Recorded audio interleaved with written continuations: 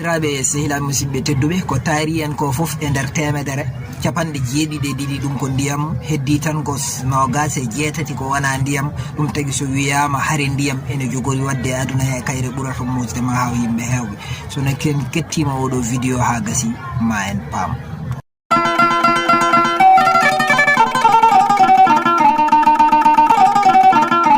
bandiraɓe sehila musidɓe tedduɓe taweteɓe jokli windere nanoɓe mbimi e mbimami haaloɓe ɗemgal meɗen pular on calminama on juurama ñagama duwaw naldama duwaw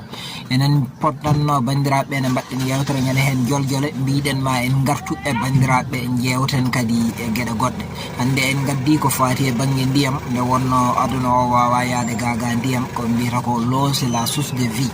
mbiyen ndiyam saabi godagal gurdam eyi ɗam ɗon godagal gurnam en mbawa wurde to ɗam ɗon ndiyam ala ɗum tagui allahu subahanahu wa taala nde waɗi leydi ndi o waɗi capanɗe jeeɗiɗi e ɗiɗi ɗum ɗon ko ndiyam e nder leydi he heddi ko nogas e jeetati e wertago he nogas e jeetati ɗi ɗum woni ko woni leydi caggal muɗum ɗum ɗon foof no wayi hewde ni ɗum noon yimɓe ne miijo hol wadde ko saabi eɗen kaala e ndiyam saga noon eɗen mbiya haare ndiyam ene jogori wadde aduna he yimɓe yo mbattu hakkillaji e ndiyameji mumen e guesele mumen e leyɗele mumen saabi eɗen mbiya ɗum ko andude aduna o holto feewi to ɗum noon wadde kettoɗen France 24 garane bandiraɓe. Les hommes vont avoir soif et risquent de s'entretuer pour accéder à l'eau potable.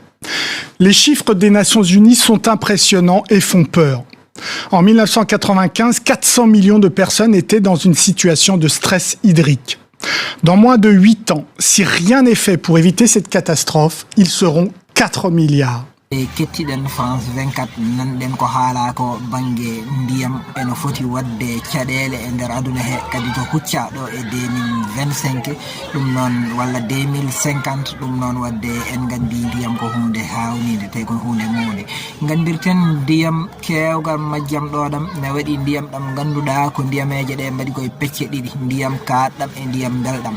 ndiyam kaɗɗam ɗam ɗon deka noon ɓuuri hewde ndiyam belɗam ɗam no fewi no fewi no fewi par ce que sa ƴetti temedere foof e nder capanɗe jeenayyi e jeeɗiɗi pawɗe piccal nayyi ɗum ko ndiyam kaɗɗam rok ɗam ganduɗa wawa hutorade e ndema e jaram e ko nandi hen heddi tan ko ɗiɗi piccal jeegom ɗi ko ɗin ganduɗa woni ndiyam belɗam ɗam ganduɗa ne wawi remrede no wawi aynirede ene wawi kadi yarede e ko nande muɗum e ko rosrede leɗɗe ɗum noon bandiraɓe ɗam ɗon ndiyam ɗum tagui ɗam jogui martaba kewɗe e nder aduna he ɗum tagui hande aduna o foof ne huccani ndiyam ɗam no huccirana en jii ko wayno hande Éthiopie kañum huccani ɗum waɗi hen jaɓɓal labtingal gam yidde moftande hoore muɗum ndiyam guila caɗele ndiyam kewani en jii ko nande Israël waɗi hen peeje kewɗe en jii no wayno leyɗele kewɗe ko wayno Chine waɗi hen kadi jaɓɓe kewɗe ko fati e ndiyam banggue moftude ndiyam toɓoƴam e ndiyam baɗam noon pour ndiyam ɗam wasa bonde bandiraɓe sehilaɓe ɗam ɗon ndiyam ɗam ganduɗa ene jogui nafoore hewde e ndi e gurdam meɗen par ce que kala ko fati e ko durata e banggue huuɗo koma waɗa ndiyam so huuɗo fuuɗi wawa durde wawa yarde e ñamde hen enenne kadi mbawen wurde e ɗum ɗon donc enenne kadi kala ko fati ko ndemeten woni leggal mum woni kuɗol mum e ko nandi hen kala ko batten ko ma tan mbaɗen hen ndiyam ko jiida ɗum enen ga e koye meɗen so woni ma en mbawa wurde gaga ndiyam nde wonno kala neɗɗo jooɗi balɗe ɗiɗi ha tati ha nayyi so yarani tan ene jogui caɗele mawɗe ɗe addata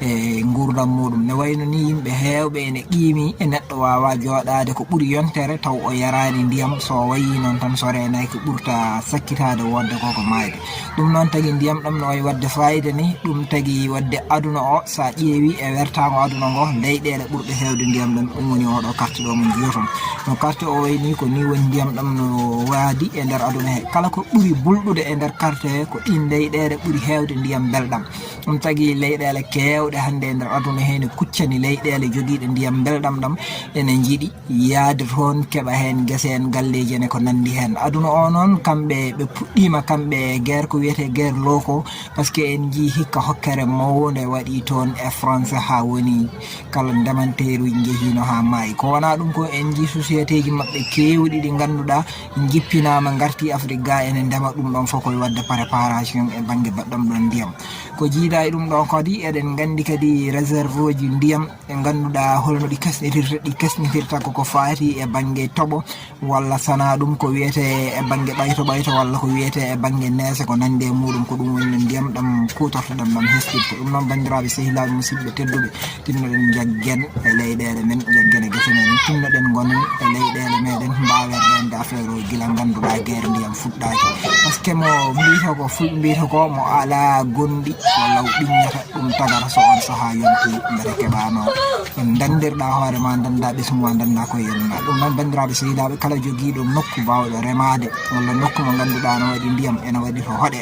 yo jomum jooɗo ɗon hoɗo ɗon mahina hakkillaji suhaaɓe meɗen ɓe ɗeɗo ɗalle ɗe gonɗe mumen wonaɗe tabitoje to huccato ko moni foof ko yo jooɗo to muɗum par ce que ko dooki aduna o ko no wata sattude ni